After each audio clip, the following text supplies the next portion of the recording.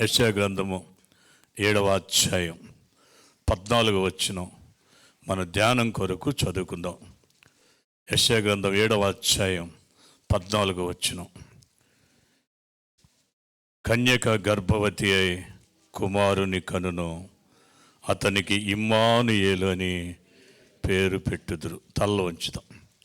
ప్రేమ కలిగిన మా తండ్రి, ఈ పునరుద్ధాన దినంలో మరోసారి ఈ సంవత్సరం చివరి దినాల్లో మీ ప్రజలతో కూడా కలిసి, మీ బిడ్డలతో కలిసి, మీ సంఘంతో కలిసి ఆనందించడానికి, ఆరాధించడానికి ఇచ్చిన కృపను బట్టి మీకు కొందాలు. నిలబడి ఉన్న నిష్ప్రయోజకుని మీ సిలువ చాటును మరుగుపరిచి మీ ప్రజలతో మాట్లాడి మహిమ పొందమని యేసు నామమున అడుగుచున్నాం తండ్రి. ఈ యెషయా గ్రంథం 7వ అధ్యాయంలో యెషయా ప్రవక్త ద్వారా క్రీస్తు పూర్వం 600 సంవత్సరాల ముందు దేవుడు ఆహాజు అనే రాజుతో మాట్లాడిన మాటలు. ఈ రోజున మనందరితో దేవుడు మాట్లాడుతున్న మాటలు ఆలకించుడి. దేవుడు తానే ఒక సూచన చూపును. ఆలకించుడి, కన్యక గర్భవతి అయి కుమారుని కనును, అతనికి ఇమ్మానుయేలని. ఆహాజు అనే రాజు దావీదు సంతతికి చెందిన యూదా రాజు. ఈ 7వ అధ్యాయంలో ఉన్న విషయాలు క్లుప్తంగా మీ దృష్టికి తీసుకొస్తున్నాను. ఈ ఆహాజు అనే రాజు 2 గోత్రాలు కలిగిన రాజ్యాన్ని పరిపాలించే రాజు. ఉజ్జియాకి మనవడు, హిజ్కియాకి తండ్రి. ఈ ఆహాజు ఏలుబడి చేస్తున్నప్పుడు సిరియా రాజైన రెజీము, ఇశ్రాయేలు రాజైన పెహకు అనేవారు యుద్ధానికి వచ్చారు. మొదటి అధ్యాయంలో మనం చూచినప్పుడు వారిద్దరూ, సిరియా రాజు, ఇశ్రాయేలు రాజు యుద్ధానికి వచ్చారు. ఇశ్రాయేల్ రాజ్యానికి మరొక పేరు ఏంటంటే ఎఫ్రాయిము. బైబిల్లో ఎక్కడైనా ఎఫ్రాయిం అంటే, ఎఫ్రాయిం అనేది యోసేపు 2వ కుమారుడి పేరు. ఎఫ్రాయిము గోత్రం ఉంది. అదే సమయంలో 10 గోత్రాలు ఉన్న ఇశ్రాయేల్ రాజ్యాన్ని ఎఫ్రాయిము వారని కూడా పిలిచారు. ఇక్కడ మనం చదువుకున్న దానిలో ఎఫ్రాయిం వారంటే 10 గోత్రాల ఇశ్రాయేలు రాజ్యం. ఆ రాజ్యాన్ని పరిపాలించే పెకహు అనే రాజు, సిరియా రాజు అయిన రెజీము ఇద్దరు కలిసి యుద్ధానికి వచ్చారు. ఆ యుద్ధ వార్త వినగానే ఏం జరిగింది? 2వ వచనం చదవండి. 2వ వచనం, 7వ అధ్యాయం 2వ వచనం. అప్పుడు సిరియనులు ఎఫ్రాయిములను తోడు చేసుకొనిరని దావీదు వంశస్థు వారు తెలుపబడగా గాలికి అడవి చెట్లు కదిలినట్లు వారి హృదయములలో వారి జనుల హృదయములలో కదిలను. రెండవది, యుద్ధము వచ్చిన వార్త వినగానే గాలికి అడవిలో చెట్లు కదిలినట్టుగా యూదా రాజు వారి ప్రజల హృదయాలు భయముతో షేక్ అయిపోయినాయి. భయము, యుద్ధము, భయం. మూడోది, 2 రోజులు కూడా ఒక ప్లాన్తో వచ్చారు. ఏంటి వాళ్ళ ప్రణాళిక? 6వ వచనం చదవండి. 6వ వచనం. మనము యూదా దేశము మీదకు పోయి దాని జనులను భయపెట్టి దాని ప్రాకారములలో పడగొట్టి టబేయులను వాని కుమారుని దానికి ఆహాజును రాజుగా తొలగించి వారు నచ్చిన వాడిని రాజుగా పెట్టి దాన్ని నాశనం చేయాలని పూనుకున్నాను. అహజు దినాల్లో యుద్ధం వచ్చింది, భయం ఏర్పడింది, శత్రువులు నాశనము కోరారు. అలాంటి సమయంలో దేవుడు యెషయా ప్రవక్త ద్వారా అహజుతో మాట్లాడుతున్నాడు. వారి ఆలోచన నిలవదో, నేను ఒక కార్యం చేయబోతున్నాను. ఆ 2 రాజ్యంలో, అందులో ఇశ్రాయేల్ రాజ్యాన్ని, ఎఫ్రాయిం రాజ్యాన్ని ఒక 65 సంవత్సరాల తర్వాత సర్వనాశనము చేయబోతున్నాను. యుద్ధము, భయము, నాశనము ఉన్న సమయంలో యెషయా ప్రవక్త ద్వారా దేవుడు ఆహాజు రాజుతో మాట్లాడుతూ యెషయా అన్నాడు, అయా దేవుడు నీ పక్షంగా ఉన్నాడు, యుద్ధంలో ఉన్నావు, భయపడుతున్నావు, నాశనం చేయాలని శత్రు ప్రణాళిక చేస్తున్నారు, నువ్వు దేవుడు ఒక సూచన అడుగు, దేవుడు నీకు ఖచ్చితంగా ఆయన చేయిపోయేది చూపిస్తాడు అన్నాడు. అందుకు 12వ వచనంలో ఆహాజు ఏమంటాడు? 12వ వచనం, ఆహాజు నేను అడగను యెహోవాను శోధింపను ఏమన్నాడండి? నేను అడగనాయా, నేను దేవుడిని అడగను. దేవుడిని అడిగితే ఏం లాభం? దేవుడు ఏం చేస్తాడయా? శత్రువులు మూకుమ్మడిగా దాడి చేస్తున్నారు, భయంతో మా హృదయాలు కదిలిపోతున్నాయి, నాశనం చేయాలని పట్టుకున్నారు. ఇలాంటి సమయంలో దేవుడు ఏం చేస్తాడు? నేను అడగను అని అవిశ్వాసముతో మాట్లాడినప్పుడు దేవుడు కోపించి, ఓ ప్రజలారా, మీరు మనుషుల్ని విసిగించినట్టుగా దేవుని కూడా విసిగిస్తారా? నేను మీ పక్షంగా ఉన్నాను, మీకు తోడుగా ఉన్నాను, మీ యుద్ధములు ఆపుతాను, మీ భయం తొలగిస్తాను, మిమ్మల్ని నాశనం తప్పిస్తానని చెప్తే మీరు నమ్మరా అని మాట్లాడుతూ ఆలకించు. దేవుడు మీకే ఒక సూచన చెప్తాడు, కన్యక గర్భవతి అయి కుమారుని కనును, అతనికి ఇమ్మానుయేలని. హల్లెలూయా. ఆ రోజున ఆహాజు ఉన్నట్టుగా మానవ జనాంగం అంతా కూడా ఉన్నారు. ప్రతి మనిషి జీవితంలో యుద్ధం ఉంది, ప్రతి మనిషి జీవితంలో భయం ఉంది, ప్రతి మనిషిని శత్రువు నాశనం చేయాలనుకుంటున్నాడు. అదే సమయంలో మనుషులు పరిస్థితులను బట్టి దేవునికి దూరమై అవిశ్వాసముతో అనుమానముతో నింపబడి ఉన్నారు. అలాంటి వాళ్ళతో ఆ రోజు ప్రభు మాట్లాడాడు, ఈరోజు నీతో నాతో మాట్లాడుతున్నాడు. నీ జీవితంలో పోరాటం చేత అలసిపోయావా? నీ జీవితంలో భయం నిన్ను ఆవరించిందా? నీ చుట్టూ ఉన్నవాళ్ళు నీ నాశనం కోరుతున్నారా?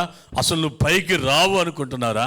అదే సమయంలో దేవుడు ఏమీ చేయలేడు, దేవుడు నమ్ముకొని ఏం లాభం అని నువ్వు అనుకుంటున్నావా? దేవుడు నీతో మాట్లాడుతున్నాడు. ఏమని? నేను నీకు ఇమ్మానుయేలుగా ఉంటాను. హల్లెలూయా.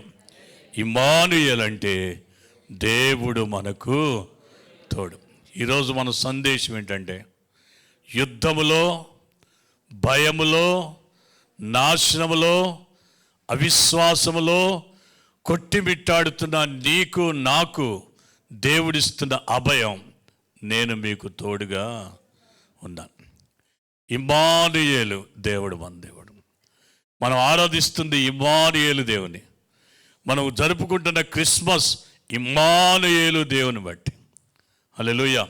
దేవుడు మనకు తోడుగా ఉన్నాడు. చాలామంది యేసు ప్రభుని ఆ కన్యమరియ గర్భం నుండి, పశువుల తొట్టి నుండి, పశువుల పాక నుండి చూస్తారు. యేసు ప్రభు 2000 సంవత్సరాల క్రితం ఉన్నవాడు కాదు, ఆయన ఆదిలో ఉన్న దేవుడు. హల్లెలూయా. మనకు తోడుగా ఉంటానని వాగ్దానం చేసినవాడు, మనతో ఉన్నవాడు నిన్నటివాడు కాదు, మొన్నటివాడు కాదు, ఆయన ఆదిలో ఉన్న దేవుడు. దేవుని వాక్యంలో యోహాను సువార్త 1వ అధ్యాయం 1వ వచనం మనందరికీ సుపరిచితం. ఆది యందు వాక్యం ఉండెను, వాక్యము దేవుని యొద్ద ఉండెను, ఆ వాక్యమే దేవుడై ఉండెను. హల్లెలూయా. యేసు ప్రభు ఎప్పుడున్నాడు? ఆది యందు ఉన్నాడు. అందుకని ఆయన ఏమన్నాడు? నేను మొదటివాడను, నేను ఆల్ఫా, నేను ఒమేగా అన్నాడు. నేను మొదటివాడను. యేసు ప్రభు ఏదో 2000 సంవత్సరాల క్రితం మానవ చరిత్రలో మరి ఉన్నవాడు కాదు, ఆయన ఆదిలో ఉన్నవాడు. కలిగి ఉన్నదేదియు ఆయన లేకుండా కలగలేదు, సమస్తమును ఆయన మూలముగా కలిగెను. హల్లెలూయా. యేసు ప్రభు ఎప్పుడున్నాడు? సృష్టిలో ఉన్నాడు.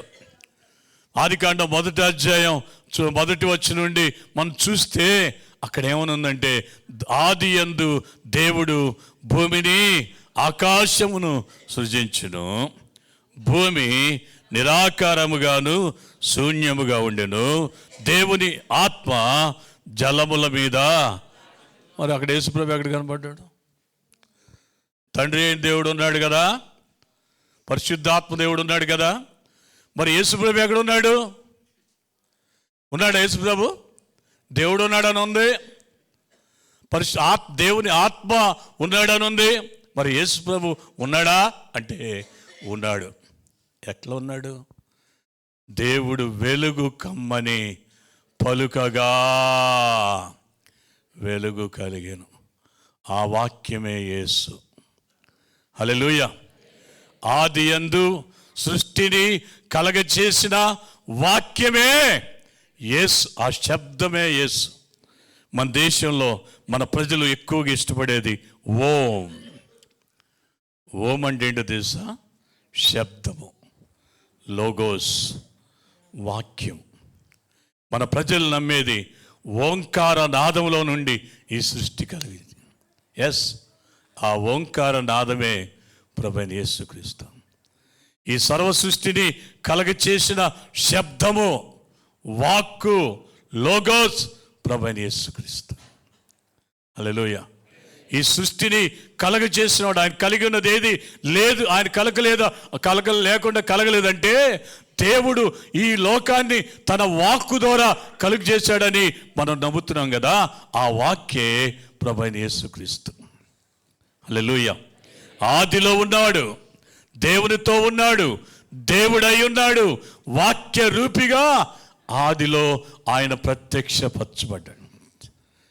మీకా గ్రంథం 5వ అధ్యాయం 2వ వచనంలో వ్రాయబడిన మాట ఏంటంటే, బెత్లెహేము ఎఫ్రాతా యూదా గ్రామంలో నువ్వు అల్పమైన గ్రామమైనా నా ప్రజలైన ఇశ్రాయేలును ఏలబోవాడు నీలో నుండి వచ్చును అని చెప్తూ అక్కడ వ్రాయని మాట ఏంటంటే, పురాతన కాలము మొదలుకొని శాశ్వత కాలము ఆయన ప్రత్యక్షమగుచుండెను. హల్లెలూయా. యేసుప్రభు ఎప్పుడు నుండి ప్రత్యక్షమవుతున్నాడు? పురాతన కాలం మొదలుకొని శాశ్వత కాలం వరకు, సమయం ఉన్నంత వరకు ప్రత్యక్షమవుతున్నవాడు. ఆది యందు వాక్య రూపిగా ప్రత్యక్షపరచబడ్డాడు. వాక్య రూపిగా సర్వ సృష్టిని కలగచేశాడు. యేసుప్రభు నిన్న మొన్నటోడు కాదు, 2000 సంవత్సరాల క్రితం వాడు కాదు. ఆయనే ఆదిలో ఈ సృష్టిని కలగచేసిన వాక్కు, శబ్దము ప్రభువైన యేసుక్రీస్తు. ఆదిలో ఉన్నవాడు కన్యక గర్భమున ఈ భూమి మీద ఉద్భవించాడు. ఎందుకో తెలుసా? నేను మీతో ఉన్నానని రుజువు చేయటానికి. హల్లెలూయా. ఆదిలో ఉన్నవాడు మానవ చరిత్రలోనికి దిగివచ్చాడు. ఎందుకండి? నేను మీకు తోడుగా ఉన్నానని రుజువు చేయటానికి. యెషయా గ్రంథం యోహాను సువార్త 1వ అధ్యాయం 12వ వచనం 14వ వచనం మనందరికీ సుపరిచితమైంది. ఆ వాక్యమే ఆదిలో ఉన్న వాక్యము, దేవునితో ఉన్న వాక్యము, దేవుడై ఉన్న వాక్యము, సర్వ సృష్టిని కలగచేసిన ఆ వాక్యమే శరీరధారి అయి కృపా సత్య సంపూర్ణుడిగా మన మధ్య నివసించాడు. అదే క్రిస్మస్. హల్లెలూయా. యేసు ప్రభు శరీరధారిగా మన మధ్యకు వచ్చాడు. ఆదిలో వాక్య రూపిగా ఉన్న దేవుడు మానవ రూపంలో ఈ లోకానికి దిగివచ్చాడు. అందుకనే మానవ చరిత్రలోనికి ఆయన దిగివచ్చాడు. కనుకనే మానవ చరిత్రకు సార్థకత ఏర్పడింది. చరిత్ర యేసువా క్రీస్తు వారి జననం మీద ఆధారపడింది. ఈ చరిత్రకు మూలము, ఆధారం ఆయనే. అందుకనే క్రీస్తు పూర్వము, క్రీస్తు శకం అనేది ఏర్పడింది. హల్లెలూయా. హల్లెలూయా. ఏ నాస్తికుడైనా నమ్మాల్సిందే క్రీస్తు పూర్వం, క్రీస్తు శకం. ఏ అన్యుడైనా ఒప్పుకోవాల్సిందే క్రీస్తు పూర్వం, శిష్యం. చరిత్రలోకి, మానవ చరిత్రలోకి యేసు ప్రభు దిగి వచ్చాడు 2000 సంవత్సరాల క్రితం. ఏమని? నేను మీకు తోడుగా ఉన్నానని ప్రత్యక్షపరచటానికి. పురాతన కాలం మొదలుకొని శాశ్వత కాలం వరకు ప్రత్యక్షపరచబడుతున్న ఆదిలో ఉన్న దేవుడు మానవ చరిత్రలోనికి దిగివచ్చాడు. నేను మీకు తోడుగా ఉన్నానని ప్రత్యక్షపరచుకున్నాను. యేసు ప్రభువారు 3 ప్రాముఖ్యమైన పనులతో ఈ లోకానికి వచ్చాడు. అందులో మొట్టమొదటిది ఆయన కృపా సత్య సంపూర్ణుడిగా వచ్చాడు. మనుషులకి దేవుని కృప అంటే ఏంటో రుజువు చేయటానికి యేసు ప్రభు ఈ భూమి మీద పుట్టాడు. హల్లెలూయా. దేవుని కృప అంటే ఏంటి?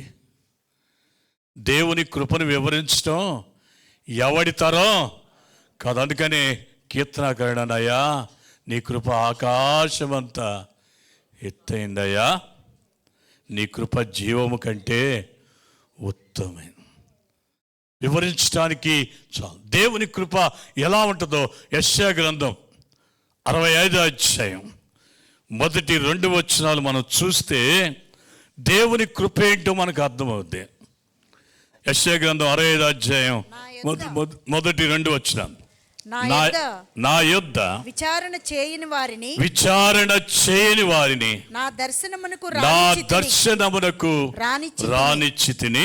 నన్ను వెదకని వారికి నేను దొరికి తిని నేనున్నాను ఇదిగో నేనున్నాను అని నా పేరు పెట్టబడిన జనులతో చెప్పుచున్నాను.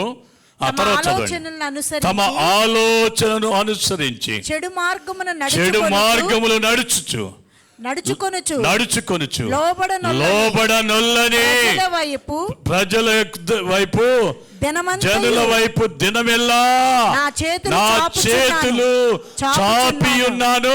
ఇది దేవుని కృప. దేవుని కృప అంటే ఏంటి? నా యొద్ద విచారణ చేయని వారికి నేను దర్శనమిచ్చా. నా దగ్గర విచారణ చేయని వాళ్ళకి నేను కనపడ్డా. నన్ను వెదకని వారికి నేను దొరికా. మనం దేవుడిని ఎదిగామా? దేవుడు మనల్ని ఎదిగాడా? నశించిపోతున్న నిన్ను నన్ను వెదకి ఆయన రక్షించాడు. మనం వెతుక్కుంటూ రాలా. ఈ యేసు కొరకు ఎక్కడికో నువ్వు వెతుక్కొని వెళ్ళనవసరం. ఆయన నిన్నే వెదక్కుంటూ నీ దగ్గరకు వచ్చి నీ జీవితంలో నిన్ను పట్టించుకొని నీకు సహాయం చేసి నిన్ను రక్షించుకొని నేను నీతో ఉన్నానని నీ జీవితంలో రుజువు చేసుకున్నాడు. నా యొద్ద విచారణ చేయని వారికి నేను దర్శనమిస్తాను. అది దేవుని కృప. విచారణ చేయని వారికి దర్శనం ఇచ్చేవాడు, వెదకని వారికి దొరికేవాడు. ఇంకా శ్రేష్టమైన మాట ఏంటంటే, తమ ఆలోచనను అనుసరించి చెడు మార్గమును నడుచుకొనుచు లోబడనొల్లని జనుల వైపు దినమెల్లా నేను దయాళుడనై నా చేతులు చాపుచున్నాను. ఎవరైనా ఉన్నారా ఇలాంటి వాళ్ళు? ఇంత కృప కలిగిన వాళ్ళు ఎవరైనా ఉన్నారా? ఏమండి, తమ ఆలోచనలు అనుసరించి ఇష్టపూర్వకంగా బుద్ధిపూర్వకంగా విచ్చలవిడిగా చెడు మార్గం చేస్తూ నడుస్తూ జీవితాన్ని నాశనం చేసుకుంటూ దేవుణ్ణి లెక్క చేయకుండా దేవునికి లోబడని వారి కొరకంట ఈ దేవుడు, ఈ ఇమ్మానుయేలు దేవుడు నేను మీతో ఉన్నానని రుజువు చేసుకున్నవాడు, యేసు నామములో మానవ చరిత్రలోనికి దిగి వచ్చినవాడు దినమెల్లా దయాళుడై తన చేతులు చాపుతున్నాడంట. ఏ పాపి నశించడం చిత్తం కాదు. ఎంత ఘోర పాపినైనా ఆయన ప్రేమించేవాడు. ప్రతి మనిషికి తన కంఠములో ప్రాణం ఉన్నంత వరకు తను తట్టు తిరగటానికి తన చేతులు చాచి ఉంచిన కృపామయుడు యేసుక్రీస్తు. హల్లెలూయా. దేవుని కృప ఏంటంటే, లోబడని వాళ్ళని వారి కొరకు చేతులు దినమెల్లా చాపడం. దేవుని కృప ఏంటంటే, తనను వెదకని వారికి దొరకటం. దేవుని కృప ఏంటంటే, తనను దగ్గర విచారణ చేయని వారి దగ్గరికి వారికి దర్శనం ఇవ్వటం. మానవ జీవితంలో యేసు వంటి కృపా సంపూర్ణుడు ఎవరు లేరు. దేవుడు ఎంత కృపగలవాడో, దేవుడు మనుషులందరినీ పట్ల ఎంత కృప చూపుతున్నాడో యేసు ద్వారా మానవాళికి ప్రత్యక్షపరచడానికి వాక్యరూపి అయిన దేవుడు శరీరధారిగా కృపాసత్య సంపూర్ణుడిగా మన దగ్గరికి వచ్చాడు.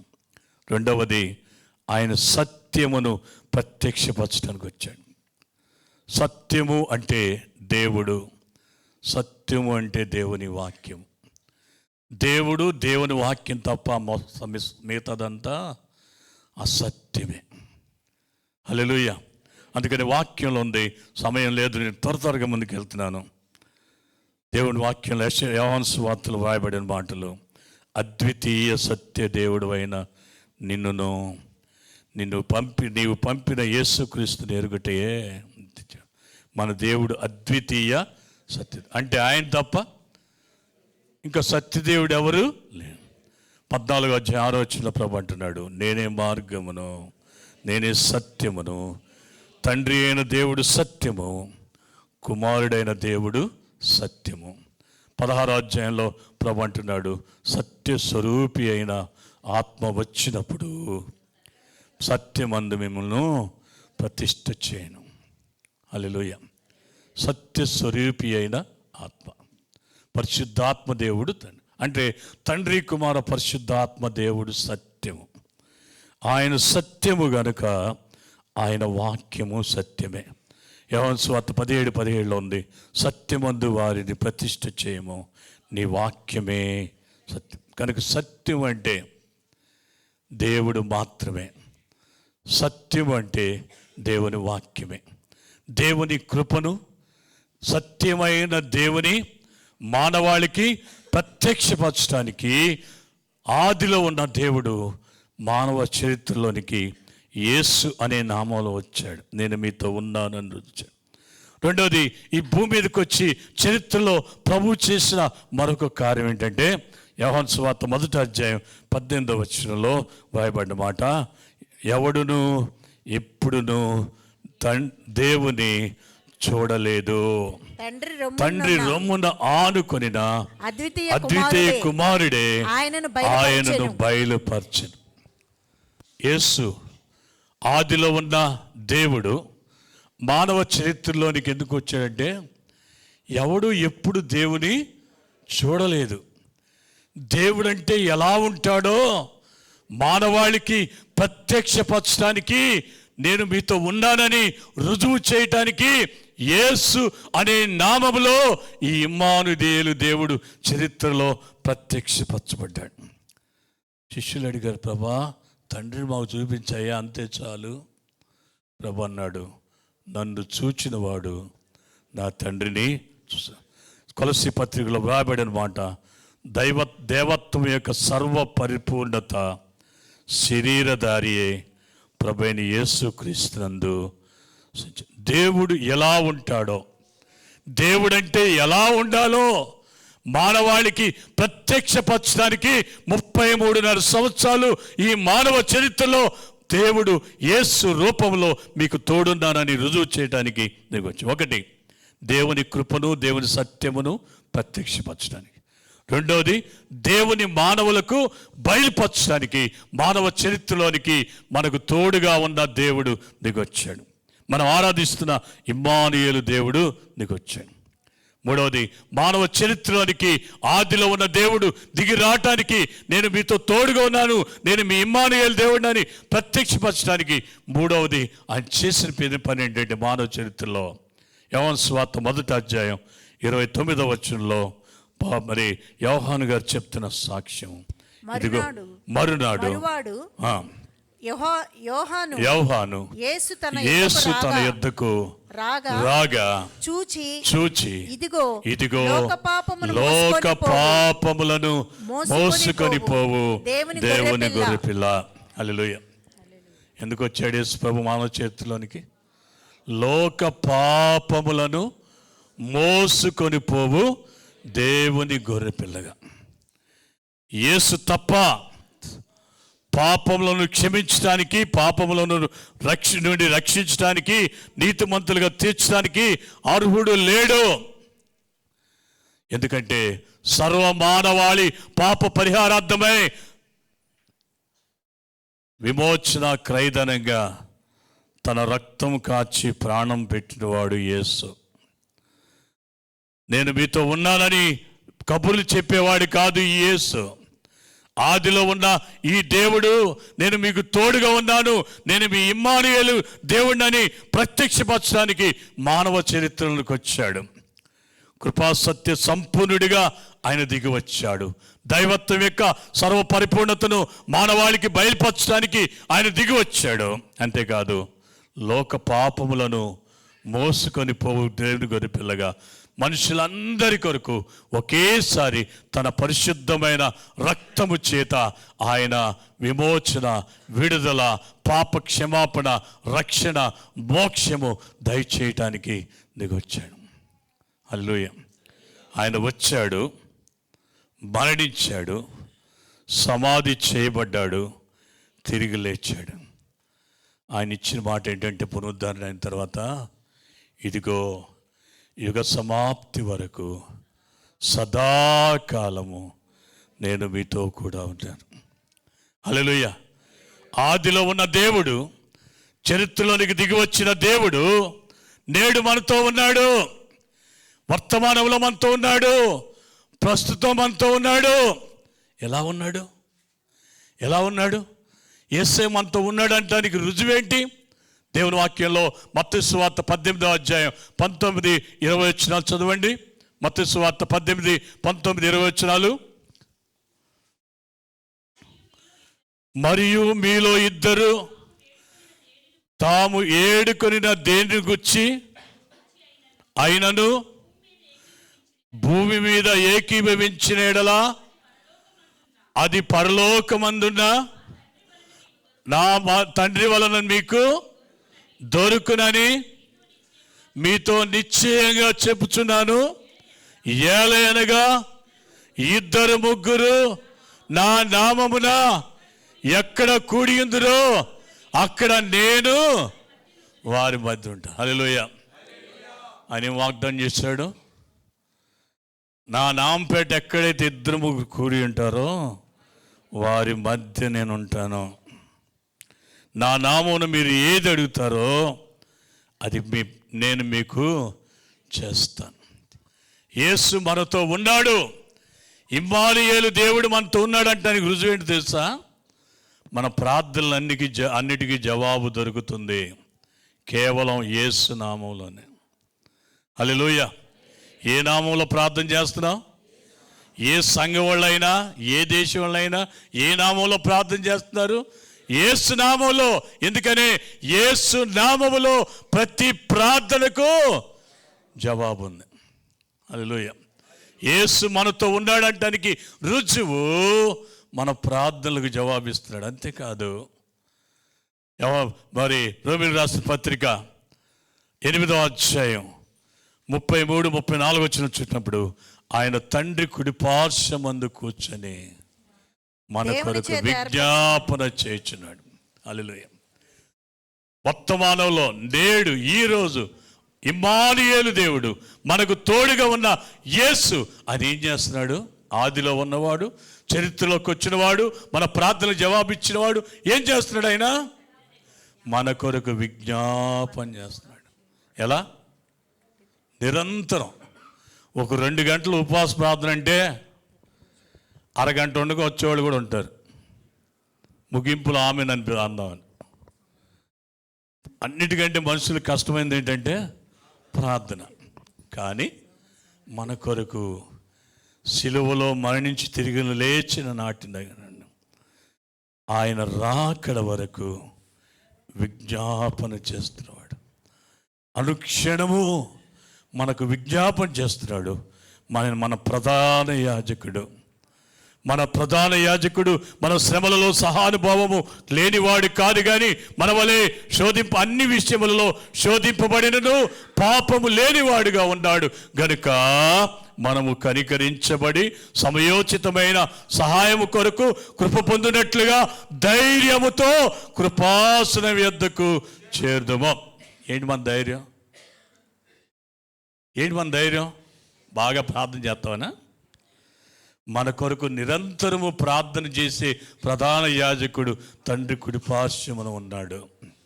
ఆ ధైర్యముతో మనం కృపాసనం చేస్తాం. యేసు నీతో నాతో ఉన్నాడు, ఇమ్మానుయేలు దేవుడు ప్రస్తుతం నీతో నాతో ఉన్నాడంటే రుజువు ఏంటంటే మన ప్రార్థన జవాబిస్తున్నాడు. అంతేకాదు మన కొరకు ఆయన నిరంతరము ప్రార్థిస్తూ ఉన్నాడు. ఆయన నామములో మన ప్రార్థనలకు జవాబిస్తున్నాడు. హల్లెలూయా. భవిష్యత్తులో ఆయన చేయబోతున్నది.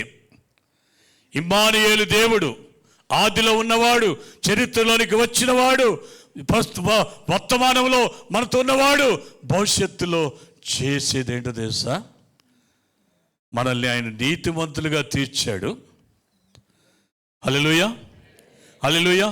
ఒకసారి 8వ అధ్యాయం మరి రోమీయులకు రాసిన పత్రిక 33 నుంచి చదవండి. దేవుని చేత ఏర్పరచబడిన వాడు వారి మీద నేరము మోపువాడు ఎవడు? నీతిమంతునిగా తీర్చువాడు దేవుడే.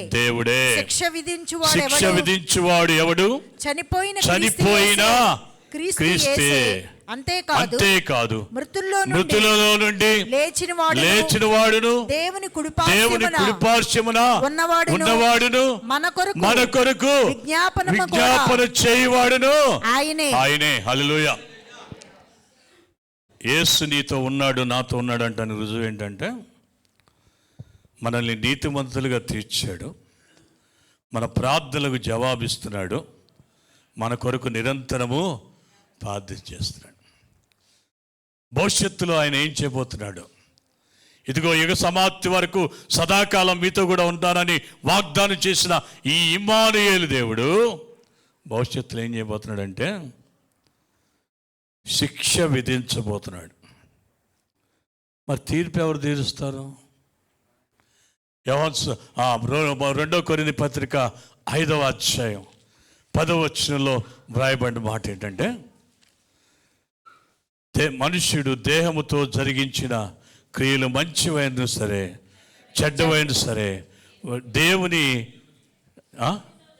మంచివైనను సరే చెడ్డవైనను సరే దేహముతో జరిగించిన వాటి ఫలమును ప్రతి వాడును పొందినట్లు మనమందరము క్రీస్తు న్యాయపీఠం ఎదుట ప్రత్యక్షము కావాలి. భవిష్యత్తులో ఏం జరగబోతుంది? ఆయన ధవళ సింహాసనం మీద ఆసీనుడై లోకానికి తీర్పు తీర్చబోతున్నాడు. తీర్పు తీర్చే దగ్గర ఎన్ని సింహాసనాలు ఉంటాయి? ఇదేం పిచ్చి ప్రశ్న. తీర్పు తీర్చే దగ్గర ఎన్ని సింహాసనాలు ఉంటాయి? 1, 3, 13. 1, 3, 13. 13. హల్లెలూయా. 13 సింహాసనాలు ఉంటాయి. మత్తయి సువార్త 18వ అధ్యాయం 28వ వచనం చదవండి. మత్తయి సువార్త 18:28. అయితే ఆ దాసుడు బయటకు వెళ్ళి 19:28 చదవమ్మా. 19:28. యేసు వారితో ఇట్లనెను, పునర్జన్మయందు మనుష్య కుమారుడు తన మహిమగల సింహాసనం మీద ఆసీనుడై ఉండినప్పుడు నన్ను వెంబడించిన మీరును 12 సింహాసనముల మీద ఆసీనులగుదురు. ఇశ్రాయేలు 12 గోత్రములకు తీర్పు తీర్చుదురు. అందుకని 13 అన్న. నేను బైబిల్లో ఏం చెప్పట్లేదండి, ప్రభు చెప్పిన మాటే. లోకానికి ప్రభు తీర్పు తీర్చబోతున్నాడు. అదే సమయంలో ఆయన పక్కన 12 మంది అపోస్తలులు, ఆ విద్య లేని పామరులు 12 సింహాసనాల మీద కూర్చొని ఇశ్రాయేలు 12 గోత్రములకు తీర్పు తీర్చుతారు.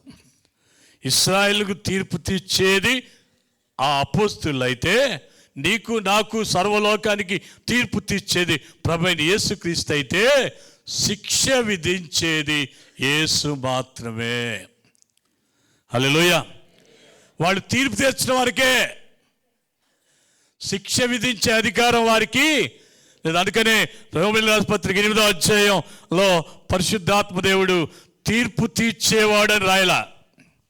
తీర్పు తీర్చే ఆ ఆధిక్యత ప్రభు ఇశ్రాయేలు 12 గోత్రాలకి తీర్పు తీర్చే ఆధిక్యత అపోస్తులకు ఇచ్చాడు.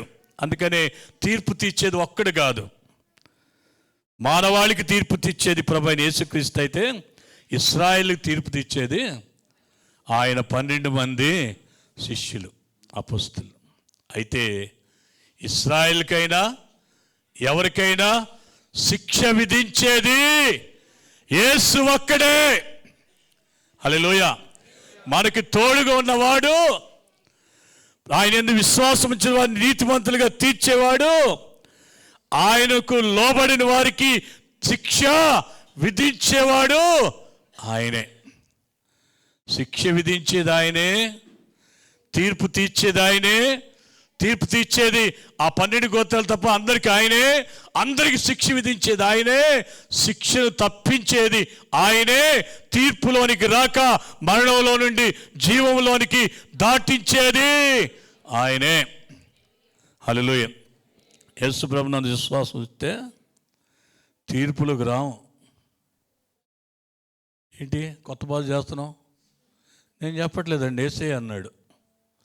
యోహోను 5వ అధ్యాయం 24వ వచనంలో ప్రభు స్వయంగా చెప్పిన మాట, నా యందు విశ్వాసము ఉంచినవాడు, నా యందు విశ్వాసం ఉంచి నన్ను పంపిన వాడు, నా మాటలు విని నన్ను పంపిన వారి యందు విశ్వాసం ఉంచినవాడు నిత్య జీవము కలవాడు.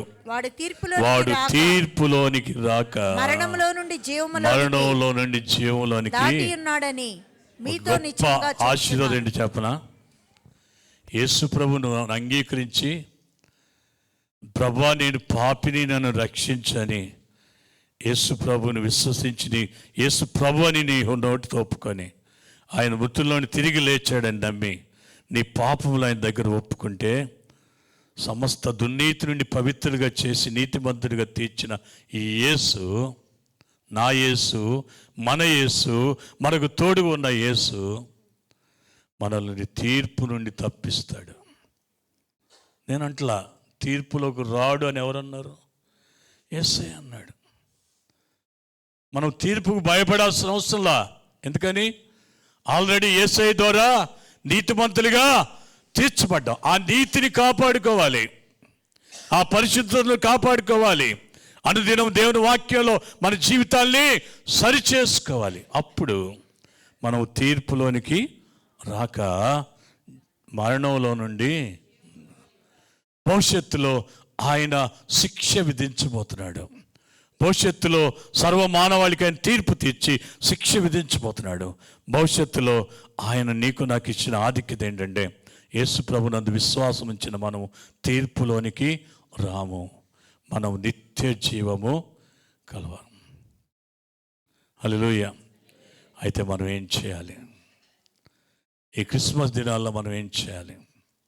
యుగ సమాప్తి వరకు మనతో ఉన్న ప్రభువుకి తన స్వరక్తం ఇచ్చి సంపాదించుకున్న, ఆయన కృపచేత ఉచితముగా నీతిమంతులుగా తీర్చబడిన, ఆయన కృపచేత నిత్య జీవము కలవారిగా చేయబడిన, ఆయన కృపచేత పరిశుద్ధులుగా చేయబడిన మనం అనుదినము ఆయనకు లోబడి, అనుదినము ఆయన మీద ఆధారపడి, అనుదినము ఆయన చిత్తానికి మనం అప్పగించుకుంటే ఆయన అంటున్నాడు, నేను మరలా రాబోతున్నాను, నేనుండి చోటను మీరును ఉండినట్లుగా నేను వచ్చి మరలా మిమ్మల్ని తీసుకొని వెళ్తాను. నా తండ్రి ఏంటి అనేక నివాసాలు కలవు. ఇప్పుడు సదాకాలం మనతో ఉన్న ఇమ్మానుయేల్ దేవుడు, ఆయన ద్వారా మనకి ఇవ్వబడుతున్న వాక్యం ఏంటంటే ఈ లోకాన్ని విడిచిన తర్వాత ఇదిగో సదాకాలం మనం ఆయనతో ఉండబోతున్నాం. హల్లెలూయా. ఆదిలో ఉన్నవాడు, చరిత్రలోనికి వచ్చినవాడు, ప్రస్తుతం మనతో ఉన్నవాడు, భవిష్యత్తులో ఈ లోకానికి తీర్పు తీర్చి శిక్ష విధించేవాడు, శిక్షను తప్పించేవాడు ఆయన ఇస్తున్న వాగ్దానం ఏంటంటే, నా మాటలు విని నన్ను పంపిన అని వారిని విశ్వాసం ఇస్తే మీరు నిత్య జీవము కలవారు, మీరు తీర్పులోనికి రారు, మరణంలోని జీవంలోనికి మిమ్మల్ని దాటించాను. అయితే అనుదినము నాకు లోబడి బతకండి. ఏ విషయాల్లో ప్రభుకు మౌనం దూరస్తులు అవుతున్నామో వాటిని సరి చేసుకుంటే దేవుడు మనల్ని ఎన్నడూ దూరం పెట్టేవాడు కాదు. చాలాసార్లు మనమే దేవుని దూరం చేసుకుంటున్నాం. మన అవిధేయతల చేత, మన అవిశ్వాసం చేత దేవుని దూరం చేసుకుంటున్నాం. కనుక ఇమ్మానుయేలు దేవుడు మనతో ఉన్నాడు. తల్ల ఉంచుదాం, కళ్ళు మూసుకుందాం. ఆదిలో ఉన్నవాడు, చరిత్రలోకి వచ్చినవాడు, ప్రస్తుతం మనతో ఉన్నవాడు, యుగ యుగాలు ఉండబోవాడు. ఆయన చేసే పనులన్నీ మనం గమనించాం. ఆ ప్రభువుని స్తుతిద్దాం. ఇమ్మానుయేలైన నా దేవుడు నన్నెన్నడు తాను వీడని వాడు.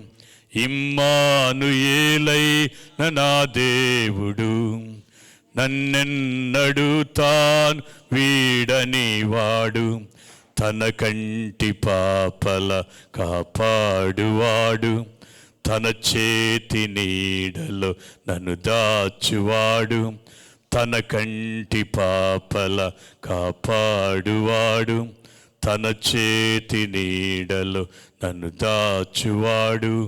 ఆ నీడలో, ఆ జాడలో, ఆ నీడలో,